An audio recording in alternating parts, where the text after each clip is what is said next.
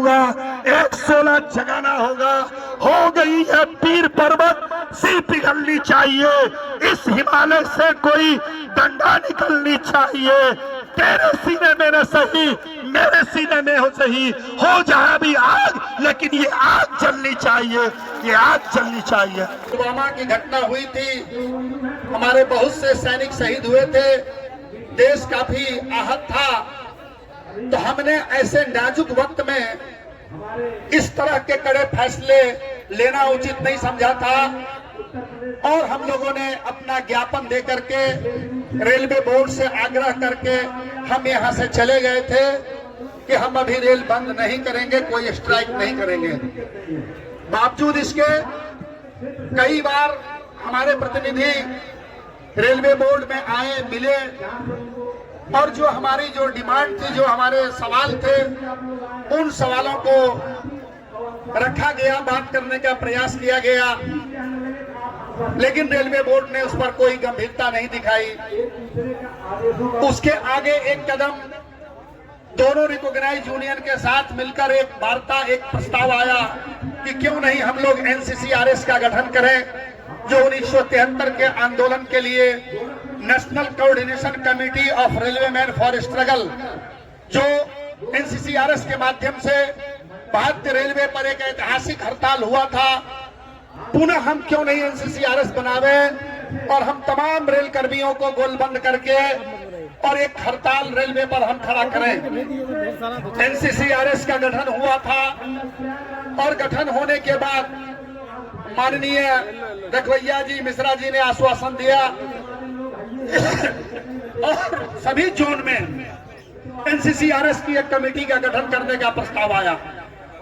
भारतीय रेलवे पर एक दो जोन में नो डाउट एनसीसीआरएस का गठन किया गया, लेकिन बड़े दुख के साथ कहना पड़ता है कि हम एलआरएस के लोग हर जोन में तैयार थे कि हम मिल करके लड़ेंगे। जायज सवालों पर भाई आप रिकॉग्नाइज यूनियन हो, आप मान्यता प्राप्त संगठन हो, आप लीडरशिप लो, हम आपके साथ लड़ने के लिए तैयार हैं। लेकिन बहुत से जोन में उनके द्वारा कोई दिलचस्पी नहीं दिखाई गई। इवेंट की मैं ईसीआर से बिलोंग करता हूं, ईसीआर में हमने एक प्रोग्राम लिया था, वहां हमारे सेक्रेटरी जनरल प्रसाद साहब आए थे। हमने उनके सेक्रेटरी जनरल को लेटर दिया था, उनके प्रेसिडेंट को लेटर दिया था कि इस मंच से घोषणा कीजिए कि हम एनसीसीआरएस के बैनर तले आंदोलन करेंगे। हमारा गार्ड काउंसिल के साथी आए थे, स्टेशन मास्टर एसोसिएशन के साथी आए थे और उन्होंने हमारी मांगों का समर्थन किया था। लेकिन ये दोनों यूनियन के पदाधिकारी, जो बड़े पदाधिकारी हैं, उस कार्यक्रम में नहीं उपस्थित हुए। यहाँ तक कि और दूसरे रेलवे में भी, चाहे वो नॉर्दर्न रेलवे या हमारा एनी रेलवे है, इस रेलवे में भी वो दिलचस्पी नहीं दिखाए। तो हमारे सेक्रेटरी जनरल प्रसाद साहब ने तो 2 कदम आगे कहा कि भाई आप कोई फैसला लो, हम आपके साथ हैं। एनसीसीआरएस का कन्वेनर उनको बनाया गया, लेकिन वो लड़ाई में आने के लिए तैयार नहीं है। और बहुत दिनों के बाद, काफी अरसे के बाद अभी ये जोधपुर में अभी एक सम्मेलन किया इन्होंने और रेलवे के रनिंग स्टाफ, केवल लोको रनिंग स्टाफ पर ये चिंतन किए। तो इनकी चिंतन अब शुरू हुई है इतने वर्षों के बाद, जहां हमारा लोको रनिंग का इतने हमारी जो सुविधाएं हैं, हमारा जो अधिकार है, हमारे पोस्ट सरेंडर कर दिए गए, स्पैड में स्पैड के नाम पर रिमूवल हो रहा है, सारे व्यवस्था चौपट हो गई है। हमारा जो है सो जो राजधानी शताब्दी में को पायलट था उसको छीन लिया गया है। स्पैड के नाम पर तरह तरह का रेलवे बोर्ड से रोज लेटर दिया जा रहा है और तरह तरह का हमारे पर मॉनिटरिंग हो रहा है। मैंने जीना मुश्किल कर दिया गया, रनिंग रूम से लेकर के क्रू लॉबी से लेकर के घर तक हमें एक मशीन बना दिया गया। हमारे ऊपर इतने वॉच किए गए, इतने कैमरे लगा दिए गए हैं कि हम सांस नहीं ले पा रहे हैं खुल करके। एक तरफ कहते हैं तनाव मुक्त वातावरण में लोको रनिंग स्टाफ से काम लिया जाए, टेंशन फ्री ड्यूटी लो, लेकिन जब हम घर से निकलते हैं तो इंजन तक आते आते और यहां से वापस जाते जाते पूरी टेंशन में ही हमारी नौकरी गुजर रही है। तो काफी दिनों के बाद रिकॉग्नाइज यूनियन को इंकलाब जिंदाबाद। बहुत जोर से आपके हाथ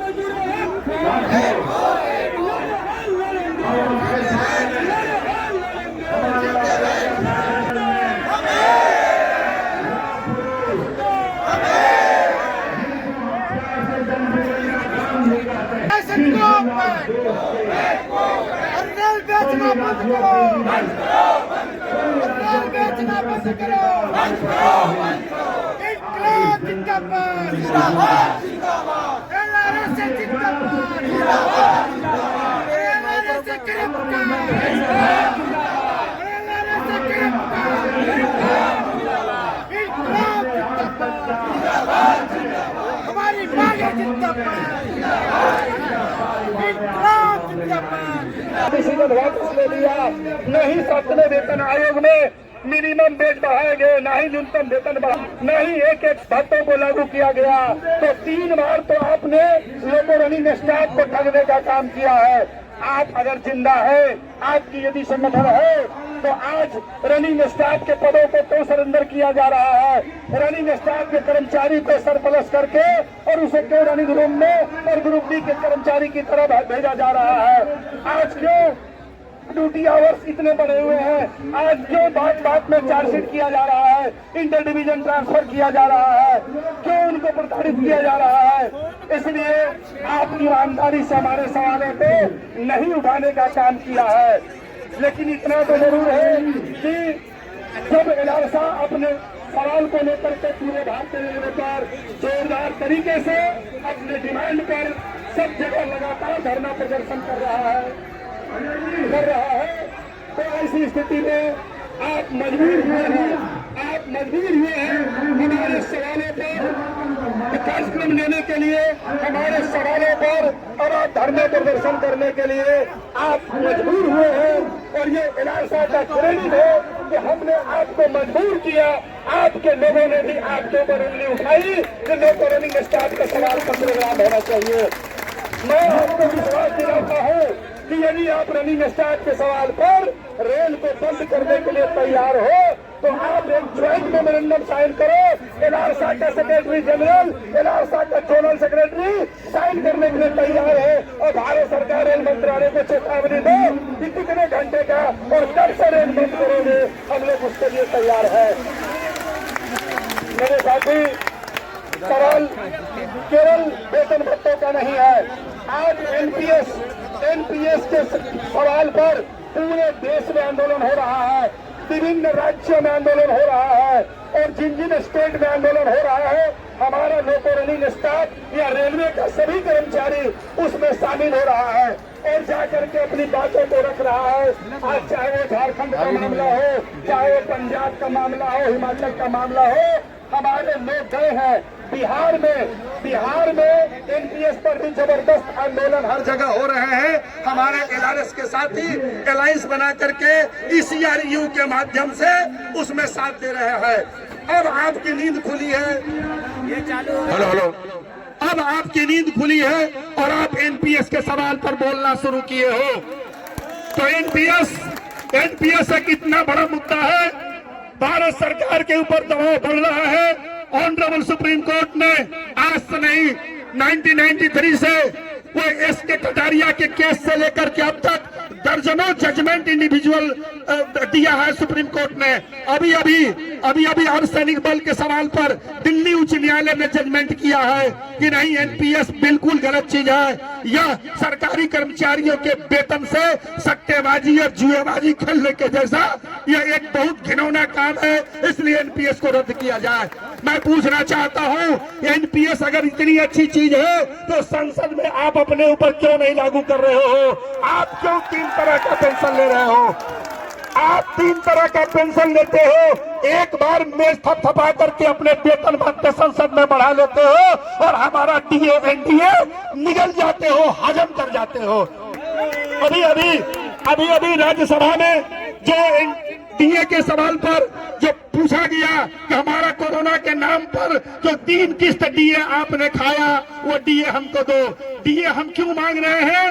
तो 2021 में हमने 2020 के कोरोना के घाटा को 2021 में पूरा कर दिया। और यह बात उस वक्त के रेल मंत्री पीयूष गोयल जी ने कहा कि 15% हमने एक्स्ट्रा अर्निंग किया और कोरोना के घाटे को पूरा किया। अभी अभी 2022 के अगस्त तक 2022 के अगस्त तक हमने मालगाड़ी में 22% एक्स्ट्रा लोडिंग किया और कोचिंग ट्रेन में 13% एक्स्ट्रा अर्निंग किया। तो जब हम इतनी कमाई करके दे रहे हैं, पैसा लगाया, 3,12,000 कर्मचारी रेलवे में पूंजी बढ़ाने का काम किया। आपने अडानी, अंबानी और रिलायंस के पूंजी को बढ़ाने का काम किया है, जिसका भी नजारा सामने आ रहा है। ये फर्जी तरीके से आपने उसके पूंजी को बढ़ाने का काम किया। हजारों करोड़ रुपया इन उद्योगपतियों को सब्सिडी दिया, आपने उनका कर्जा माफ किया, आपने उनका राइट ऑफ किया। जो पैसे लेकर के यहाँ से विदेश भाग गया, वो मोदी जी 56 इंच के सीने वाले मोदी जी एक को भी पकड़ के आपने सामने नहीं लाया। तो हमारा डीए, हमारा एनडीए कहाँ गया?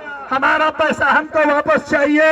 आप लोकसभा में कहते हैं कि ये अब हम नहीं दे सकते हैं, हम रेल को कमा करके दे रहे हैं। आपका एक लोकसभा का सीट खाली होता है, तुरंत बाई इलेक्शन। एक विधायक का सीट खाली होता है, तुरंत बाई इलेक्शन। जो मरने वाला होता है, जिनकी अंतिम सांस चल रही होती है, वहां का भी चुनाव के लिए कैंडिडेट तैयार रहता है। और ये हमारा 3,12,000 पोस्ट पर क्यों नहीं सिलेक्शन हो रहा है? आपका इलेक्शन समय से होगा, हमारे सिलेक्शन का कोई माई बाप नहीं रहेगा। इसलिए ये नाइंसाफी नहीं चलेगी। आज देश में युवाओं को ठगा जा रहा है। जब भी कोई वैकेंसी निकलती है, उसका एग्जामिनेशन होता है तो पेपर लीक हो जाता है। अरे साला, ये कैसा लीक है जो फेविकॉल से नहीं बंद हो रहा है और किसी को साटने से बंद नहीं हो रहा है। चाहे वो गुजरात हो, चाहे वो बिहार हो, चाहे वो राजस्थान हो, क्या रूलिंग पार्टी का प्रदेश हो या कोई विपक्षी पार्टी का प्रदेश हो, मैं उसकी बात नहीं करता। ये एक सोची समझी तरीके से युवाओं के साथ धोखाधड़ी हो रही है। बैकडोर से आप अपने लोगों को बहाल कर ले रहे हो, सीट में आप सेटिंग गेटिंग कर ले रहे हो। जिस तरह यूपीएससी से आईएएस, आईपीएस यूपीएससी से आता था और वहां भी पिछले दरवाजे से बाइलेटरल इंडक्शन के तहत आप वहां पर अपने रिश्तेदारों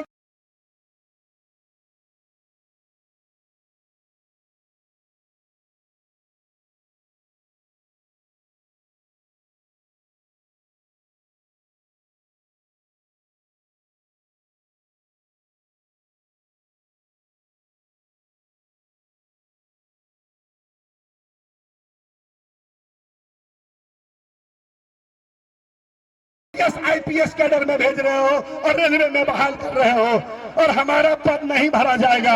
मैं पूछता हूं मोदी जी, यदि रेलवे घाटे में चल रहा है, रेलवे की अगर माली हालत खराब है, तो हमको यह बताओ कि 3,12,000 कर्मचारी यदि रेलवे में बहाल कर दिए जाए तो रेलवे का क्या हाल होगा? उनको वेतन भत्ते देने पड़ेंगे तो उसका क्या हाल होगा? इसलिए देश की जनता, देश का कर्मचारी अब एक भी मानने के लिए तैयार नहीं है, तत्तई मानने के लिए तैयार नहीं है। अगर एनपीएस अच्छा है तो तुम भी पूरे विधानसभा लोकसभा के लोगों के लिए एनपीएस लागू करो। और अगर एनपीएस बुरा है तो सभी लोगों को ओपीएस के दायरे में लाना होगा। हमारा टैक्स का पैसा, हमारे टैक्स के पैसे से आप दान कर रहे हो, सब्सिडी माफ कर रहे हो, आप उन लोगों का ब्याज माफ कर रहे हो, उनकी पूंजी बढ़ा रहे हो हमारे पैसे से। ये नहीं चलेगा। सुप्रीम कोर्ट ने कहा, ऑनरेबल सुप्रीम कोर्ट ने कहा कि टैक्स पेयर्स का पूरे देश में एक ऑल इंडिया पर एसोसिएशन हो, एक फेडरेशन हो और हमारे पैसे से अगर किसी को दान कर हो, यदि किसी को लॉलीपॉप बांटना हो तो ये टैक्स पेयर्स एसोसिएशन की परमिशन लेनी होगी और इनसे पूछना होगा, उसके बाद ही आप कहीं किसी को रियायत दे सकते हो। यह हमारा अधिकार है। मैं चाहता हूं, पिछले 7-8 वर्षों से टैक्स का स्लैब नहीं बढ़ा। क्यों नहीं टैक्स का स्लैब बढ़ा? महंगाई आसमान को छूती चली जा रही है। पूरे वेतन के पैसे से बाल बच्चों की पढ़ाई लिखाई और अच्छे तरह से जीना मुश्किल हो रहा है। और अधिकारी कहता है डीआरएम आपकी तनख्वाह सबसे ज्यादा है, हैंडसम सैलरी मिलती है, स्पेड क्यों हो रहा है, एक्सीडेंट क्यों हो रहा है? तो मैंने कहा हमसे ज्यादा तनख्वाह आपको मिल रही है तो आपके पीछे आपके ससुराल वाले सीबीआई वाले रंगे हाथ क्यों आपको उठा के ले जा रहे हैं? आपको क्यों पकड़ के ले जा रहे हैं? आपकी भी इतनी मोटी कमाई है, सिलेक्शन में भी कलेक्शन आप ले रहे हैं, टेंडर में भी कमीशन ले रहे हैं और फिर भी घूस ले रहे हैं, तो आपको आपके ससुराल वाले क्यों ले जा रहे हैं? तो आपका पेट नहीं भर रहा है इतने लूटने पाटने पर। हम तो मेहनत की कमाई ईमानदारी से कमाने वाले लोग हैं। कोरोना में हमारा 350 लोको पायलट की मृत्यु हुई है, हमारे 29 CLI ने अपने जान गंवाया है। मोदी जी ने कहा सब लोग घर में रहें, अपना घर नहीं है तो दूसरे के घर में घुस कर रहे हैं इसलिए कि कोरोना है। लेकिन रेलवे का लोको पायलट, रेलवे का स्टेशन मास्टर गार्ड, रेलवे का ग्रुप डी कर्मचारी, रेलवे का RPF मालगाड़ी को चलाने का काम किया, ये आलू प्याज तक धोने का काम किया, हमारा रुपया चंदा भोजन वाले किया, इसलिए मुगल सराय डिवीजन में 40 लाख रुपया दिया, सोनपुर डिवीजन ने दिया, कमलार डिवीजन ने दिया, तारापुर ने दिया, जिंदा रखने का काम किया। इसलिए ये अंग्रेजी हुकूमत, अंग्रेजी फरमान नहीं चलेगी। मोदी जी इस देश में अब सत्ता में वही रहेगा, शासन में वही रहेगा जो मजदूर और कर्मचारी के हकों की रक्षा करेगा। सरकार 24 में आपको कसम खाना होगा तो अपने परिवार में, अपने गांव में, अपने रिश्तेदारों को कसम खिलवाइए, हाथ में तांबा दे करके, तुलसी दे करके, गंगा जल दे करके कसम खिलवाइए कि हम वोट उसी को देंगे जो 24 में हमारा UPS बहाल करेगा। आपको ये कसम निभानी होगी। ये क्या समझता है ये संसद में बैठने वाले लोग? ये समझते हैं कि सरकारी कर्मचारी बंधुआ मजदूर है, सरकारी कर्मचारी गुलाम है, सरकारी कर्मचारी हमारे रहमो करम पर जिंदा है। ये आपकी भूल है। इस देश का मजदूर किसान, इस देश का मजदूर किसान इस देश में प्रोडक्शन करता है। इस देश को जिंदा रखने का काम, इस देश को आगे बढ़ाने का काम हर मेहनत मजदूर करता है, चाहे वो खेत में काम करने वाला किसान हो। हम लोकतांत्रिक तरीके से धरना प्रदर्शन कर रहे हैं, आप इसको हमारी कमजोरी समझ रहे हैं कि हम चुप हैं। हम लोकतांत्रिक तरीके से अपनी बात कहने के लिए यहाँ बैठे हैं तो हमको ये कमजोर समझ रहे हैं, लेकिन ये हमारी जो चुप्पी है इसको हमारी कमजोरी न समझा जाए। आप हमें मजबूर कर रहे हैं तो आज इस धरना के माध्यम से हमारा संगठन आपको यह बताना चाहता है, भारत सरकार को यह चेतावनी देना चाहता है कि इस धरना के बाद जो ज्ञापन हम लोग देंगे, इस ज्ञापन के बाद यदि कार्रवाई नहीं हुई, यदि हमारी बातें नहीं सुनी गई तो हम आपको अपनी औकात दिखाएंगे। 1 घंटे ही सही, 1 घंटे ही सही हमको रेल बंद करना होगा। मान करके चलिए। अरे स्टैंड में रिमूव हो रहे हो, चार्जशीट खा रहे हो, इंक्रीमेंट बंद हो रहा है, चलो 1 घंटा गाड़ी रोकते हैं, SF5 SF11 की माला पहनेंगे, कम से कम आने वाली पीढ़ी हमको गाली तो नहीं देगी कि आप लोगों ने आंदोलन नहीं किया। इसलिए मेरे दोस्त, लोको रनिंग में युवाओं की फौज है, लोको रनिंग में डिग्री डिप्लोमा लोगों की फौज है। इतना पढ़ा लिखा और इतना कैडर, इतना मजबूत कैडर जो बिल्कुल सैनिक से भी ज्यादा डिसिप्लिन है। सेना अगर देश की रक्षा करता है, प्राणों की आहुति देता है। हमारा असिस्टेंट लोको पायलट दिन रात आंधी पानी में 140 की रेल चलाता है और पूरे देश में यात्रियों को ढोने का काम करता है। मोदी जी हर मौसम में काम करता है। इसलिए आप हमें कमजोर मत समझो, हमारे देश की परीक्षा मत लो। इसलिए लोको रनिंग स्टाफ एसोसिएशन के जो भी साथी आज धरना में आए हैं, आपको ये तय करना होगा कि अपने अस्तित्व की रक्षा के लिए आपको ये डिसीजन लेना होगा। बहुत धरना प्रदर्शन हो गया। मैं सेंट्रल कमेटी के अपने लीडर से भी ये कहना चाहता हूँ कि धरना प्रदर्शन करते करते हम लोग भी तंग आ गए हैं। एक बार आर पार की लड़ाई हो जाए, एक बार आर पार की लड़ाई हो जाए। रोज रोज मरने से अच्छा है कि एक बार मर के देख लिया जाए। इसलिए मेरे दोस्त, घबराने की जरूरत नहीं है।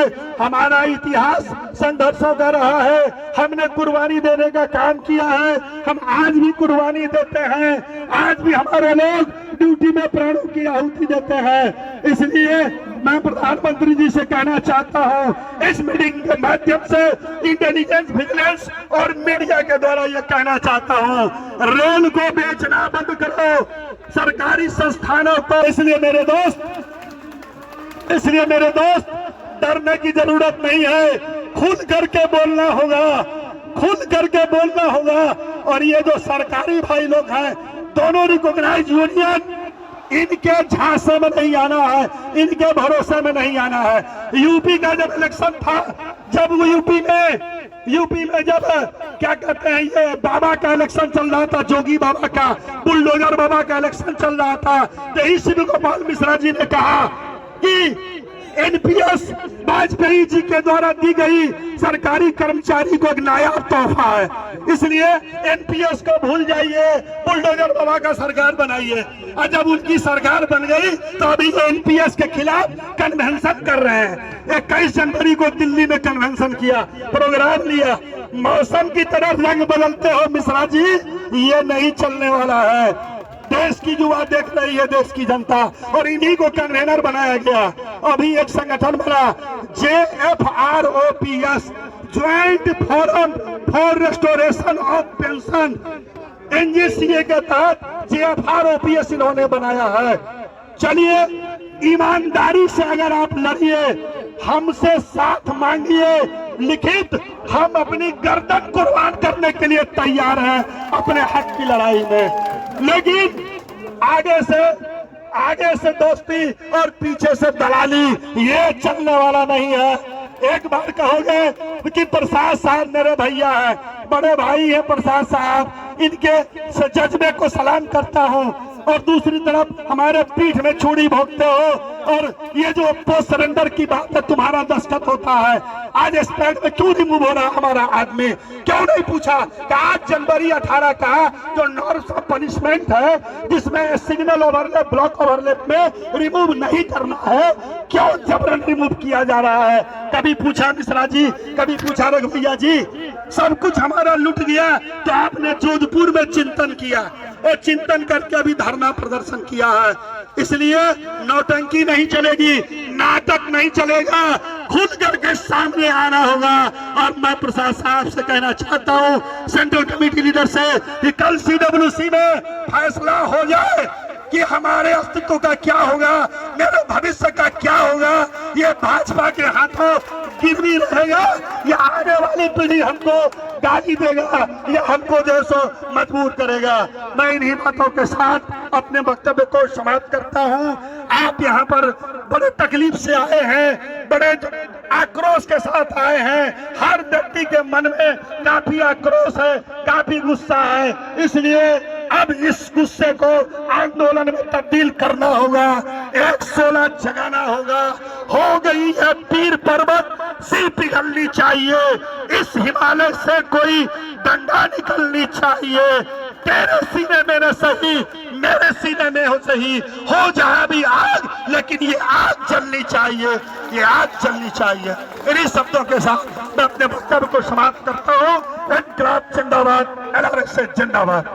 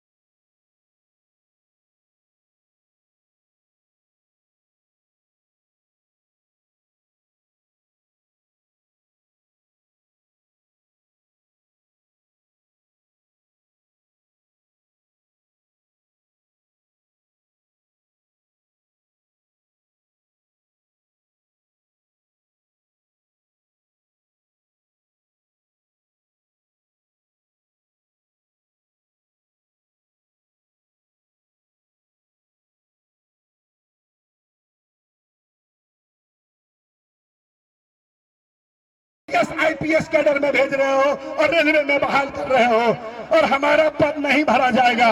मैं पूछता हूं मोदी जी, यदि रेलवे घाटे में चल रहा है, रेलवे की अगर माली हालत खराब है, तो हमको यह बताओ कि 3,12,000 कर्मचारी यदि रेलवे में बहाल कर दिए जाए तो रेलवे का क्या हाल होगा? उनको वेतन भत्ते देने पड़ेंगे तो उसका क्या हाल होगा?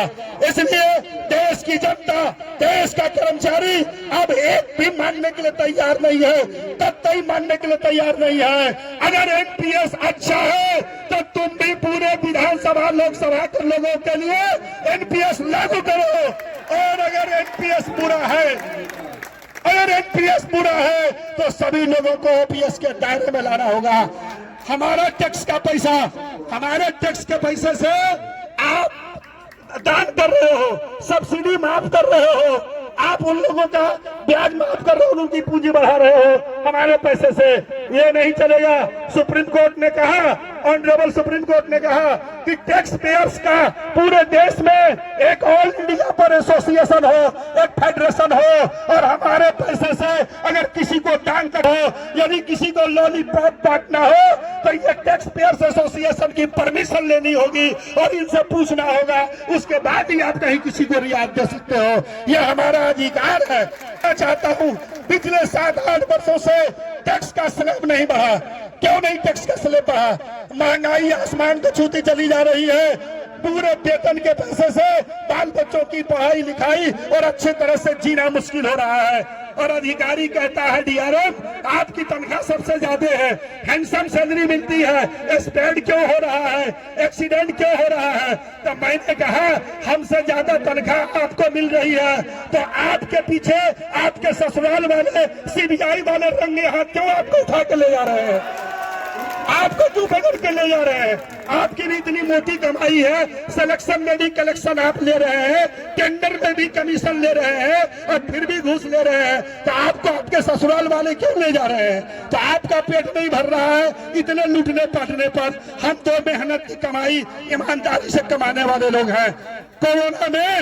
कोरोना में हमारा 350 लोको पायलट की मृत्यु हुई है, हमारे 29 सीएलआई ने अपने जान गंवाया है। मोदी जी ने कहा सब लोग घर में रहें, अपना घर नहीं है तो दूसरे के घर में घुस कर रहे हैं, इसलिए कि कोरोना है। लेकिन रेलवे का लोको पायलट, रेलवे का स्टेशन मास्टर गार्ड, रेलवे का ग्रुप डी कर्मचारी, रेलवे का आरपीएफ मालगाड़ी को चलाने का काम किया, ये आलू प्याज तक धोने का काम किया। हमारा लोको पायलट बिना भोजन पानी के, बिना दाना पानी के हमारा लोको पायलट रनिंग रूम में घूमता रहा। स्टेशन पर एक कप चाय नहीं मिलती थी। और हमारे लोग कोरोना से ये हुए कि एक भी रेलवे अस्पताल में कहीं कोई ऑक्सीजन नहीं था, कहीं कोई वेंटिलेटर नहीं था। हमने अपने